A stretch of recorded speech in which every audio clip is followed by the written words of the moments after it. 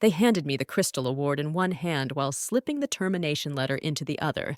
That moment, bathed in harsh stage lights and accompanied by the hollow sound of forced applause, didn't just appear out of nowhere. It was all carefully orchestrated, exact down to the smallest detail, and if I'd been paying closer attention earlier, I might have anticipated it. But betrayal rarely announces itself loudly. It speaks softly, almost like a whisper. 3 weeks prior, I found myself alone in the hallway outside the executive conference room. I'd arrived 10 minutes early for a strategic planning meeting and decided to wait outside. I hadn't intended to overhear anything, but the door wasn't fully closed inside. I immediately recognized the voices. Malcolm Reed, our silver-tongued COO, and Vivian Cross, the new head of people operations. Vivian had once been a friend. Or at least I thought so years ago. I had helped her climb from mid-level recruiter to a respected voice in upper management, teaching her how to navigate boardrooms and lead with a mix of logic and intuition. Now, her tone was low and deliberate. She seemed convinced that just because she had closed the Svanta deal, she could reshape the company's future. Malcolm's laugh cut sharply through the air, like shards of broken glass. "She's a brilliant implement," he said. "But leaders?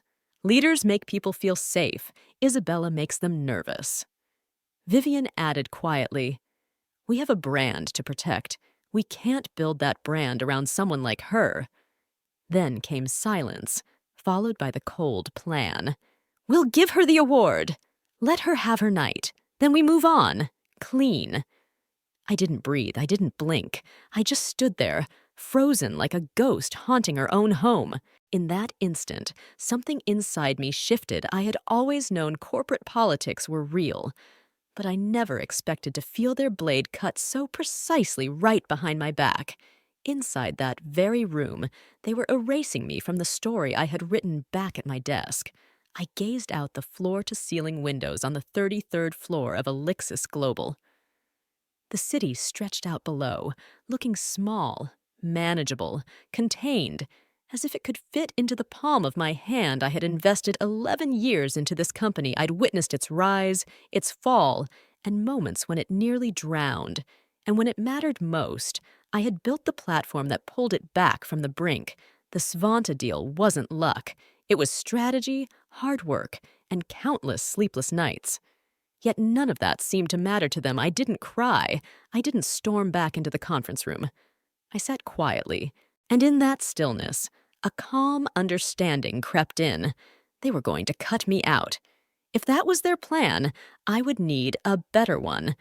Hope is a dangerous thing in the corporate world. It doesn't shout. It hums softly, persistently, beneath the endless buzz of fluorescent lights and the constant ping of calendar alerts. After what I overheard outside that boardroom, I should have packed my things and walked away. But I didn't, because the very next day, Svanta called. "We're in," the voice said. It was Morgan Levant, their chief innovation officer. "We've reviewed your proposal, $800 million over 5 years. Energy analytics, infrastructure modernization, carbon offset tracking, the full package." My heart skipped a beat. She continued, "But there's one condition. You lead this, Isabella. Personally." I froze. "You mean overseeing the team?" I asked. "No," she replied. "We want you. This deal depends on your leadership. If you're not steering, we're not signing." It wasn't just a win. It was validation. Everything I'd poured into that platform, the late nights rewriting architecture, the deep client research, the on-site simulations, had been recognized not by my own company, but by a global client whose influence far surpassed any internal title I held. When I shared the news with Malcolm and Vivian during the executive update, I expected at least a restrained celebration, maybe a nod, a clap, or a handshake. Instead, Malcolm blinked slowly and said, "That's unexpected." Vivian added, "It's not typical for clients to dictate internal project management." "No," I replied calmly, "but this isn't a typical deal." This is what saves us. It rebuilds our market position overnight." They both stared at the folder in my hands as if it might explode. "I'll need full access to the project pipeline and a dedicated DV ops team," I continued. "We'll implement in phases, but the system must be scalable. From day one, Svanta expects quarterly deliverables, and we won't disappoint." Malcolm gave a faint nod. "We'll get legal to draft it, congrats." But as I left the room, I felt it again. That hum. Not hope this time, but something colder, quieter, like ice forming just beneath the surface. Still, I pushed forward. The next morning, I met with Svanta's integration leads. We aligned tech stacks, drafted implementation protocols, and mapped a timeline. Every piece clicked into place. Every detail reinforced one truth. I had done it. I had pulled us back from the edge Elixis had been weeks away from gutting entire departments. Now, we were talking growth, rehiring, expansion. The internal team, especially engineering, was buzzing. Emails arrived with subject lines like, "Let's build something that lasts." For the first time in years, people were energized. For a moment, I forgot the whisper behind that door. I forgot how Vivian had avoided eye contact during my presentation. I forgot that Malcolm had skipped the last sprint review. I believed this win would change everything. But some people don't celebrate your success. They see it as a threat. They don't lean in. They lean away beneath the surface of hope. Something was still shifting. Hope lasts only so long before instinct takes over. After 11 years in corporate innovation, you learn the signs, the shifts in tone, the offhand remarks in meetings, the exclusion from email threads. Most ignore these signs until it's too late. I don't ignore them. So when Svanta confirmed the $800 million contract with me as the non-negotiable project lead, I stopped celebrating and started building not out of paranoia, but from recognizing the pattern I knew Malcolm and Vivian wouldn't let it stand. I just didn't know when they'd strike.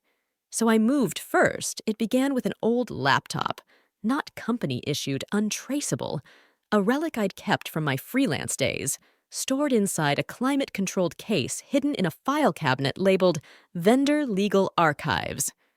I hadn't used it in years, but when I powered it on and the screen came alive, I knew I still had time. The machine was clean. No Elixis software, no IT surveillance tools. I routed the network through a private VPN I'd maintained for years, encrypted everything with double-layered AES keys, and got to work. I wasn't cloning the platform I built for Elixis. I was reinventing it. Everything they claimed as theirs had been built using internal tools and processes. This new version used only my own codebase, personal assets, and open-source libraries with clear, independent licensing. None of the Elixis ecosystem was touched by my work. Every late-night brainstorm safely tucked away in my private Git repository. Every prototype discarded along the way. And all those detailed functional diagrams I was barred from submitting because they were considered too advanced. I compiled all these elements into what would become the clean, proprietary backbone for my alternate system. I called it Project Aegis, drawing from mythology where the Aegis served as a shield rather than a weapon. That was exactly the intention here. Defense, not offense. This system wasn't designed to attack Elixis. It was crafted to safeguard me from them. Aegis was far more than just a duplicate of the analytics engine. It was faster, smarter, and buried deep within it lay a silent auditing mechanism. Every time a file was accessed, every unauthorized login attempt, every download by anyone outside the authorized implementation team was meticulously recorded. The system logged time, location, usernames, and intent tags derived from file types and usage patterns. By the end of week 1, 14 entries appeared in the log. By week 2. That number rose to 47, mostly linked to Vivian initially. She limited herself to retrieving progress reports, but soon escalated to downloading raw data and model performance charts. Files I never shared with her clearly, preparations were underway, though I couldn't yet tell for what. Meanwhile, I kept the Elixis version running smoothly, stable, predictable, and polished on the surface. The client dashboards, internal analytics, weekly deliverables, all flawless. But beneath that calm exterior, subtle divergence was taking shape. An intentional split crafted not to serve them long term, but to pivot in my favor. In my version, I rewrote the user management protocols so that administrative privileges couldn't be transferred without biometric authentication. I embedded a remote kill switch capable of wiping Elixis's copy should any tampering be detected. I introduced a core dependency in the logic that would remain invisible until someone tried to operate the system without me. Power isn't just about holding control.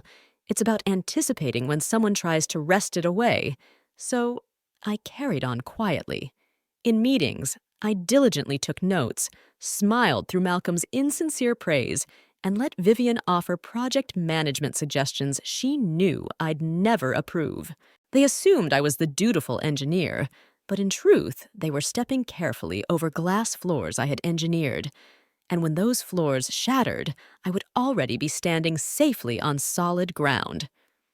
The turning point came in a room I once commanded. The strategy conference room on the 10th floor was my stage, where I paced before the glass board pitching machine learning models, mapping platform rollouts, and defending budgets that didn't yet exist, but that I had forged into reality. Now, I found myself tucked away in the far corner, seated 3 chairs from the whiteboard, behind 2 layers of vice presidents who had no idea what I did, but suddenly had plenty of opinions. Malcolm called it a high-level visioning session, insisting it was about charting Elixis's future following the Svanta deal. He emphasized cross-vertical collaboration, a phrase he used to stifle dissent and elicit only polite nods. I wasn't surprised that he'd excluded me from the pre-meeting dinner, or that a presentation deck sat unopened in front of me when I arrived. Yet foolishly, I hoped that what I had built would outvoice my absence from the email chain. I was wrong. The meeting opened with optimistic projections. 38% revenue growth quarter over quarter. Malcolm lauded the entire team's effort in securing Svanta, even though the client had explicitly named me in their contract as the deal's driving force. Vivian, seated to his right, offered only a tight, clipped smile. She hadn't met my gaze since the ceremony invitations went out. Bullet points flashed across the screen, covering scalability, integration post-contract, and hiring objectives. I waited for my framework's slide. I waited to be called on. Instead, Malcolm switched to a chart that grossly misrepresented the rollout schedule. "This assumes a Q2 live date," he said, "which may require sprint schedule adjustments. We'll need tighter cycles and possibly more engineering support." Tentatively, I raised my hand. "Actually, the current model already includes that the load balancing architecture allows." Malcolm cut me off with a raised finger. "Hold on." I froze as he addressed the finance guy 2 seats over, a man who hadn't written a line of code in his life. "Jacob, your team did the budget analysis, correct?" "Yes," Jacob said. "We expected engineering to lead on most technical debt." I tried once more. "With respect, the engineering model was built as an implementation tool, not a strategic driver. That's why Svanta insisted on solution oversight." Vivian smoothly interjected, smiling at the group. "That's true. Isabella's engineering expertise provides solid tactical control, and we're thankful for that. But this meeting concerns strategic vision, brand positioning, and long-term leadership."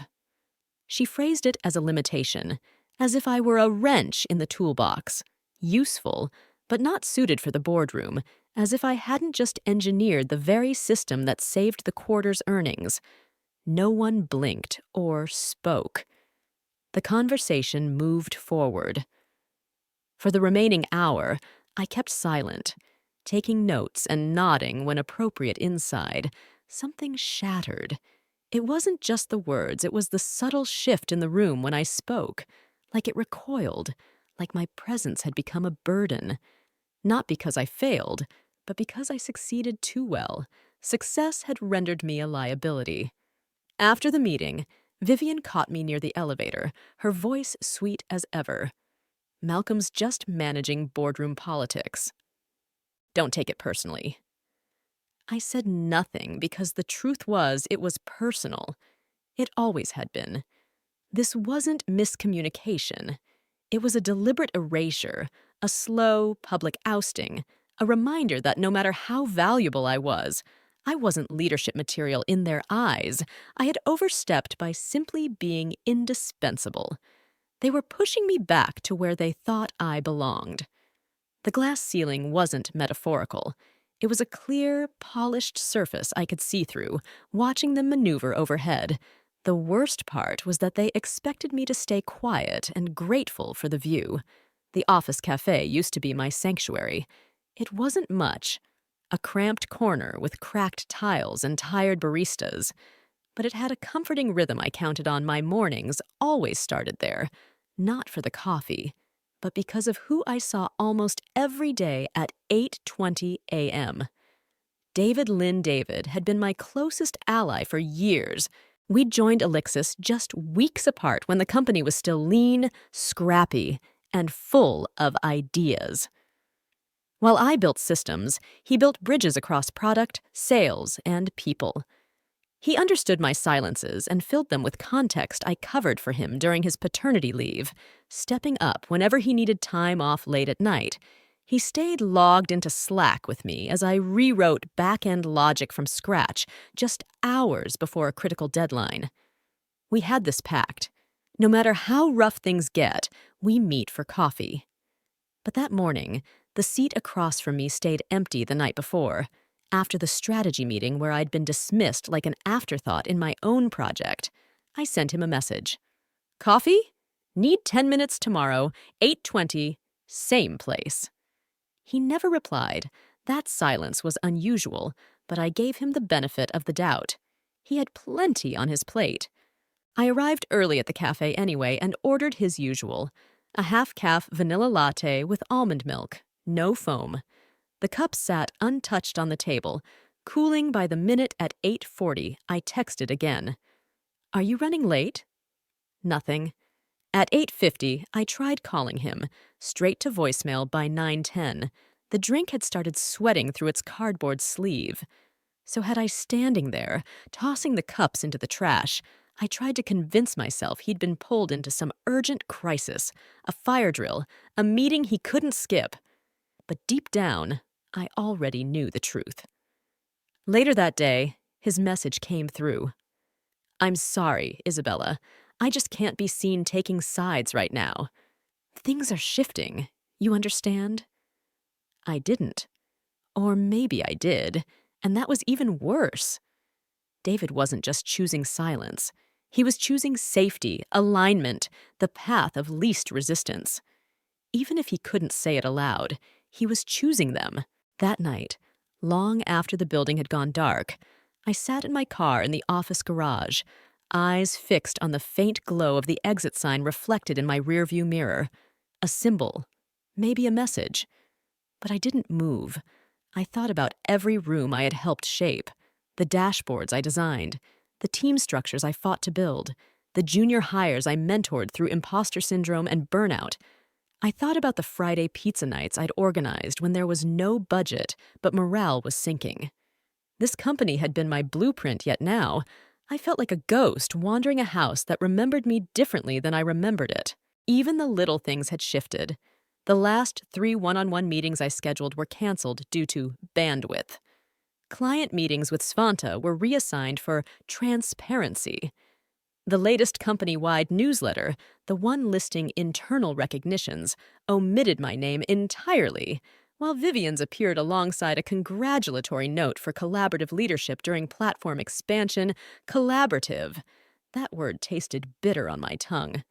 That week, I realized I wasn't just being sidelined, I was being erased, quietly and efficiently, like a cleanup script silently running in the background of the machine I built. Worse, people I trusted were watching it happen, And doing nothing, David's absence hit harder than any official memo or policy change.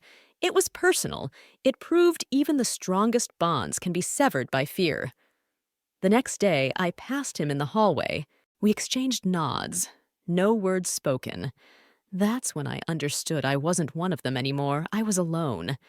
And from that moment on, I behaved accordingly. Betrayal doesn't always make a grand announcement. Sometimes it arrives silently, neatly formatted and politely worded, tucked away at the bottom of your inbox. It was a quiet Tuesday afternoon.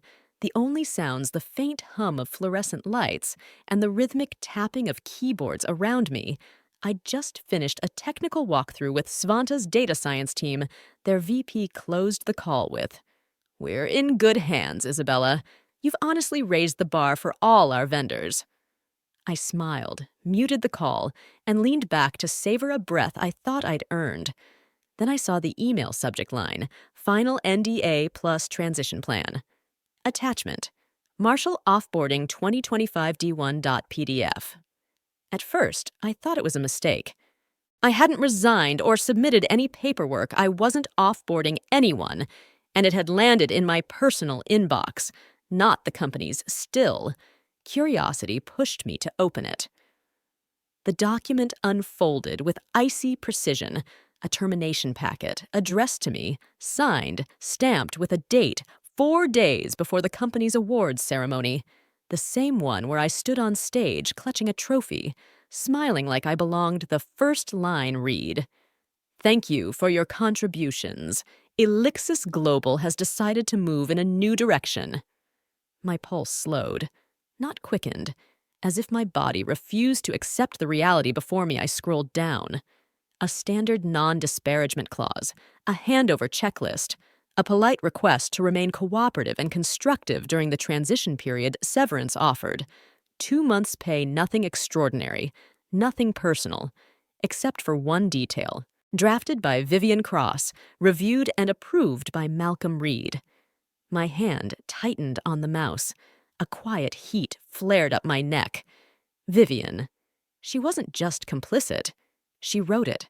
I stared at her name in that footer for what felt like an eternity, as if burning it off the page with my gaze alone might erase it. This wasn't some routine legal formality or end-of-quarter adjustment. This was planned, executed, and deliberately concealed. While I was building the most important platform of my career, while I was saving their company, they'd already processed my exit worse.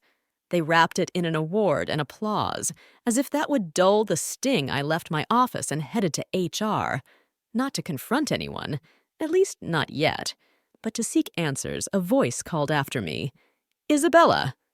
I turned. Kara, a junior HR associate, looked pale and rattled, clutching a folder and clipboard. "I'm so sorry," she stammered. "I was uploading Q3 offboarding packages and think I emailed yours by mistake. I didn't realize it hadn't gone out officially."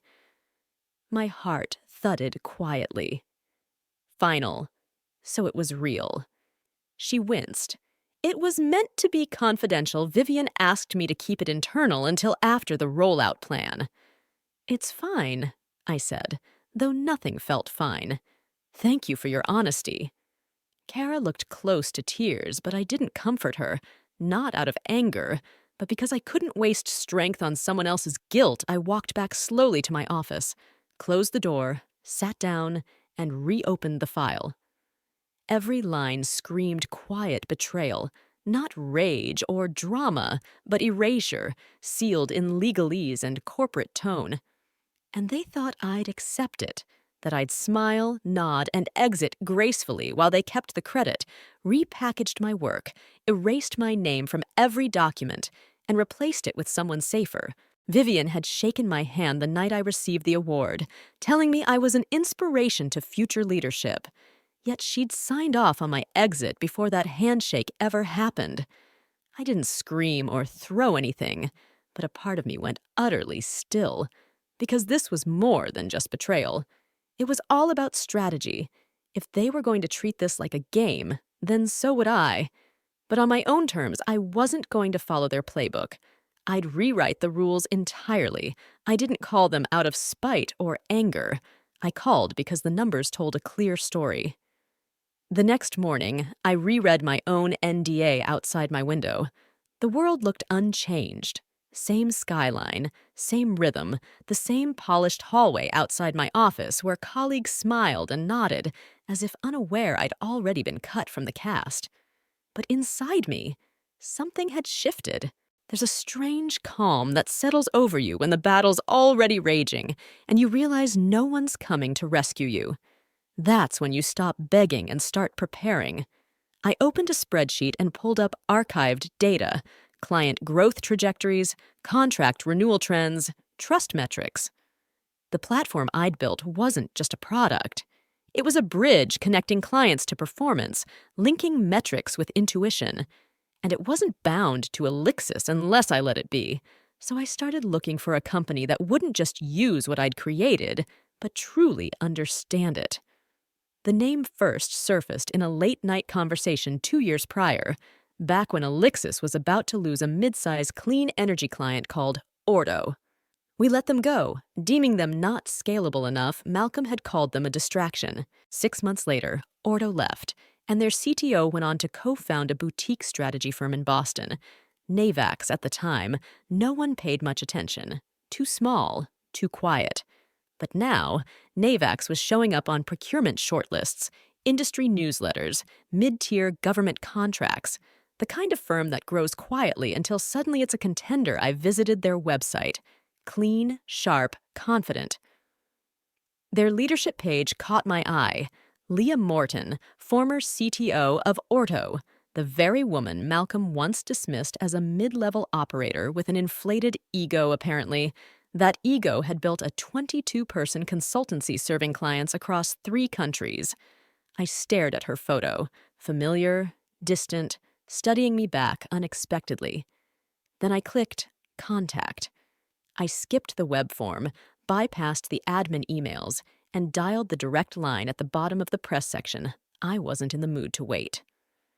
3 rings later, Leah answered, her voice exactly as I remembered. Measured, professional, with an undertone of "don't waste my time." "It's Isabella Marshall," I said. A pause. That's a name I didn't expect to hear again. "I'm not calling as Elixis," I said. "I'm calling for something else. I have a framework I built. One they're using, but won't own for long, modular, clean, fully compliant. And it's yours if you're ready." Silence. Sounds like things have changed. You could say that.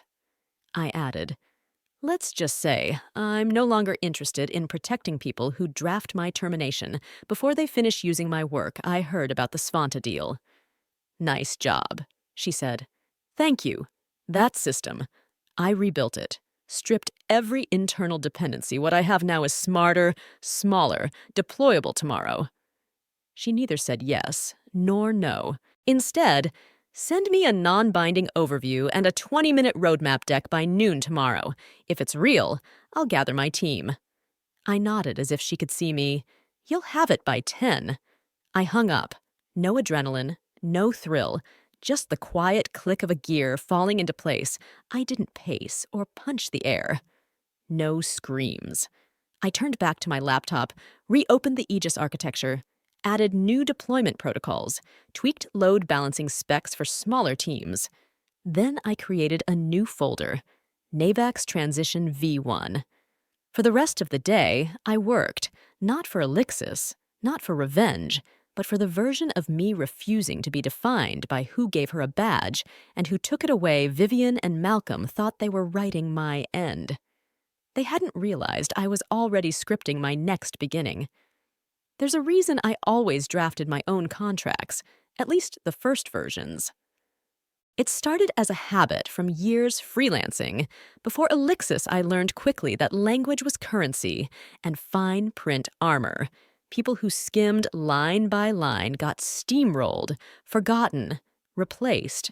So when the Svanta deal came up, I insisted on reviewing every clause, every sub-bullet, every footnote myself. Malcolm rolled his eyes. Waving it off like micromanagement Vivian, looping in legal, said, "We'll let the lawyers handle the details." But I didn't trust their lawyers, not when my name and work were on the line, and I already sensed their plans. I read between the lines of their compliments, saw the quiet nods of exclusion. They didn't see me as a leader. They saw me as a tool, useful only until the job was done. That's why I wrote Clause 17B. On the surface, it looked routine.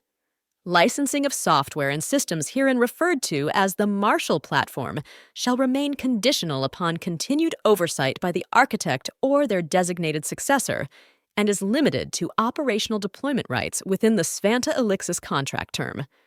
Boring, legal, harmless. But it wasn't buried in that clause was a firewall, a gate only I could open. Elixis hadn't bought my system. They rented it. They didn't own the architecture underneath. They leased access. That meant if they terminated me without honoring deployment terms, they'd lose the license. And Svanta could walk away without penalty. I'd written it in neutral technical language. Legal skimmed it and filed it under standard framework.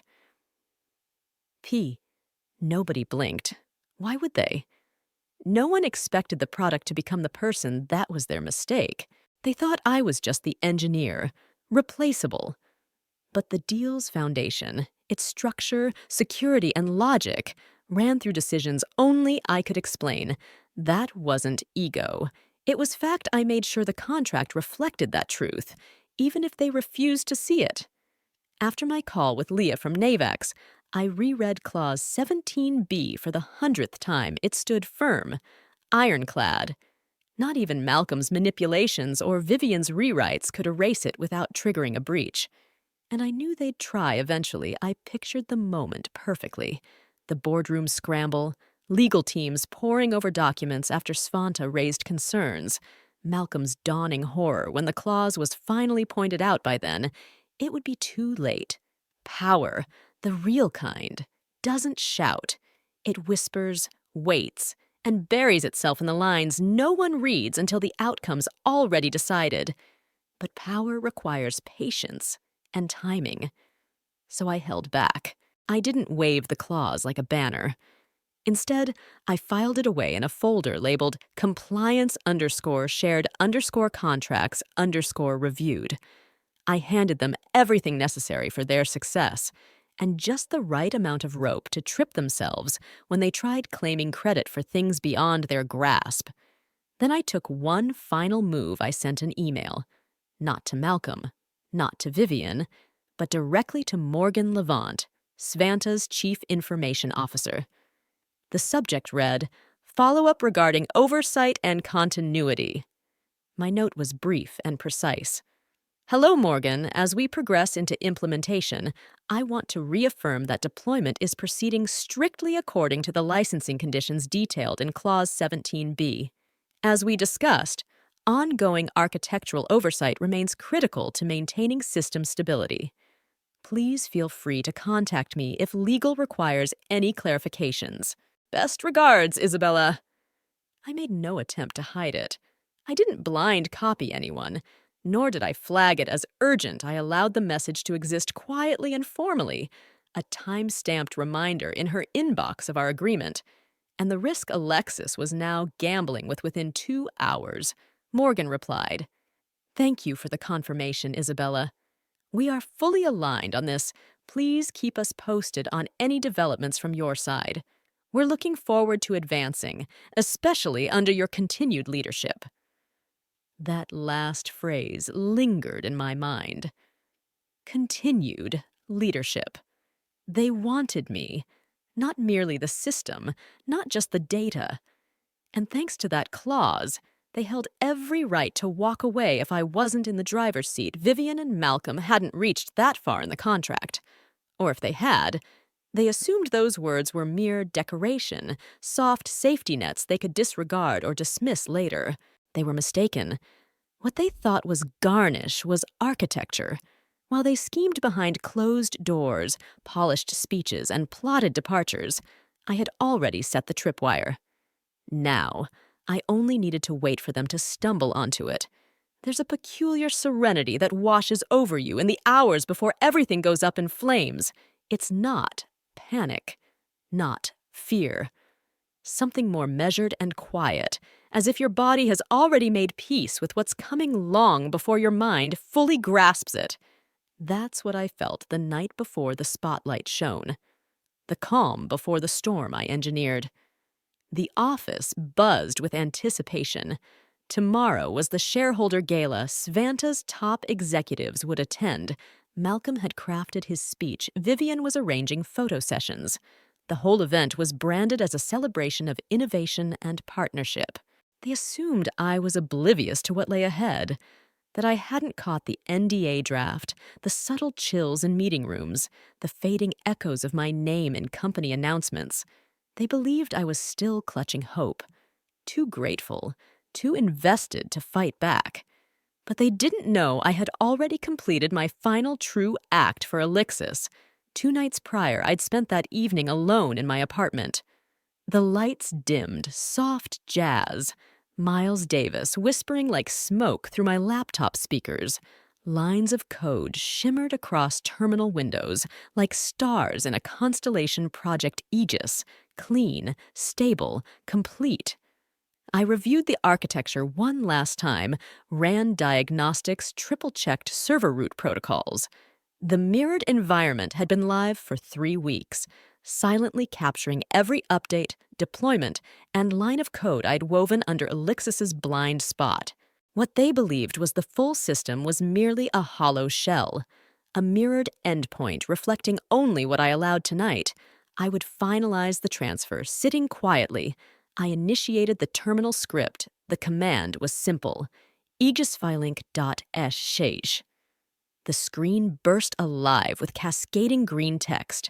Syncing node 100%, migrating analytics layer complete, extracting core modules complete, disconnecting redundant hooks success, local instance override engaged. Then a message deployed.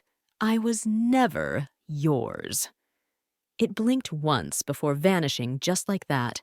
Elixis's system became empty. Not dead yet.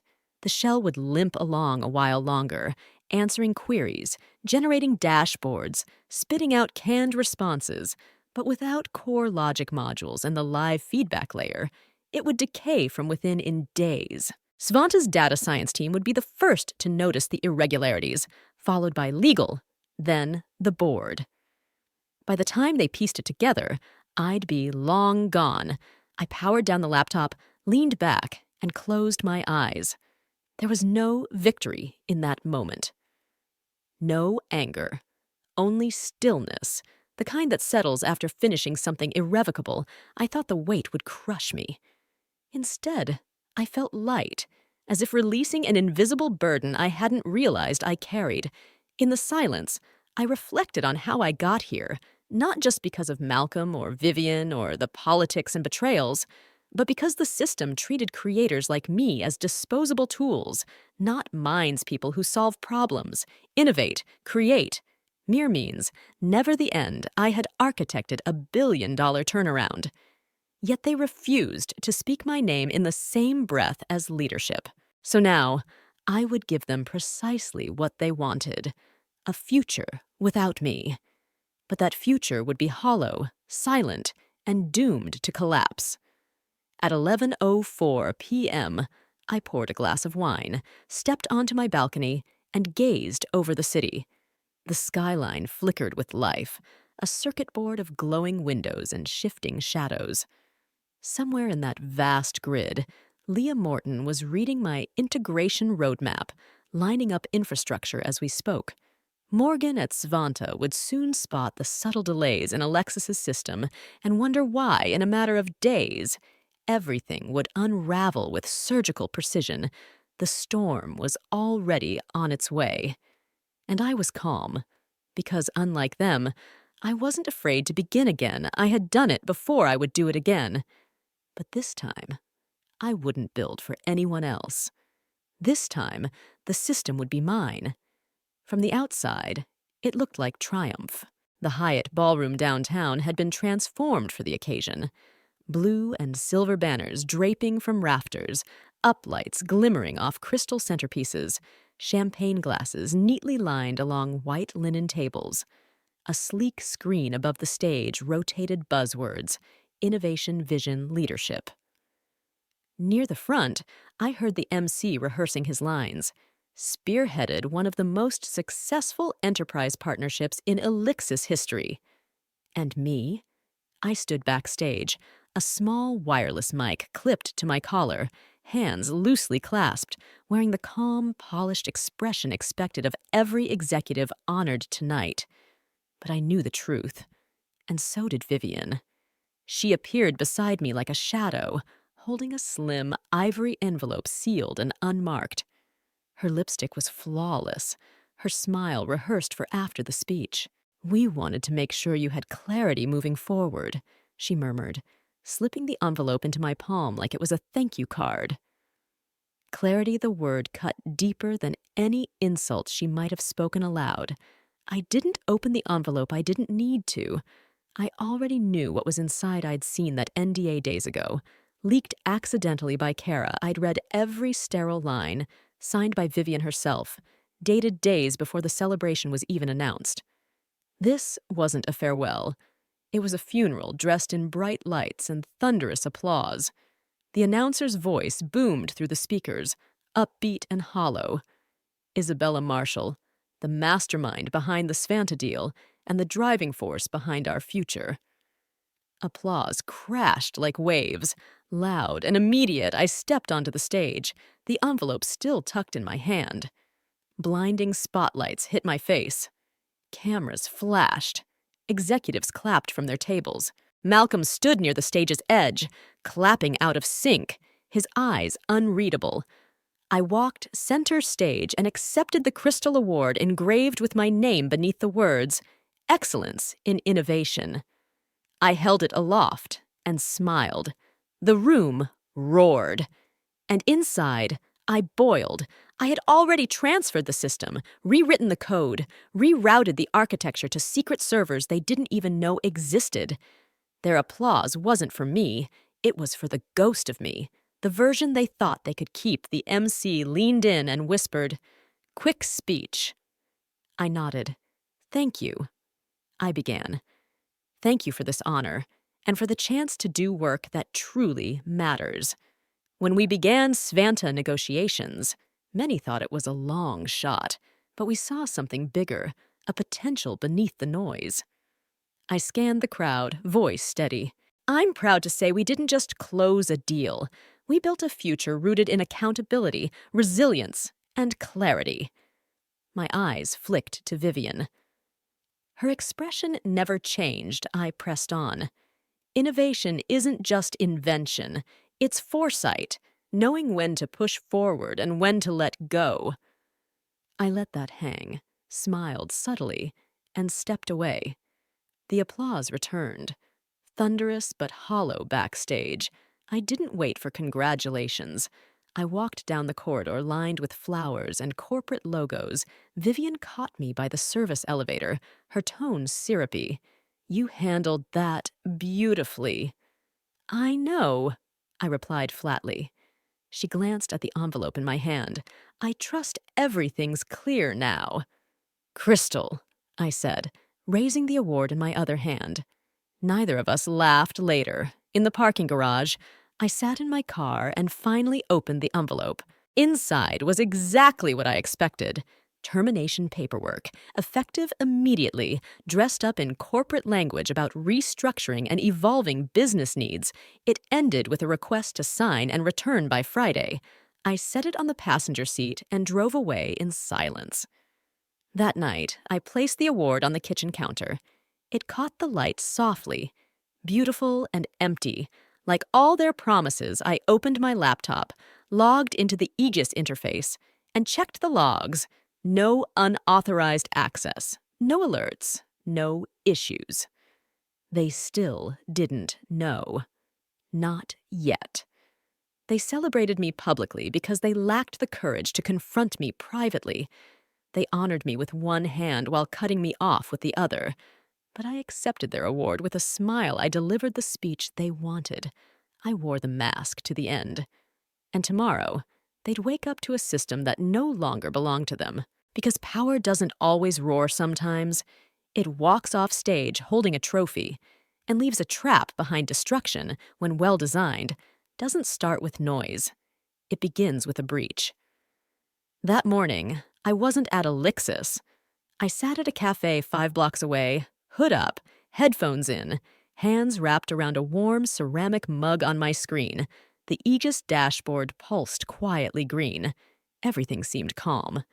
Then, at 10:07 a.m., it began.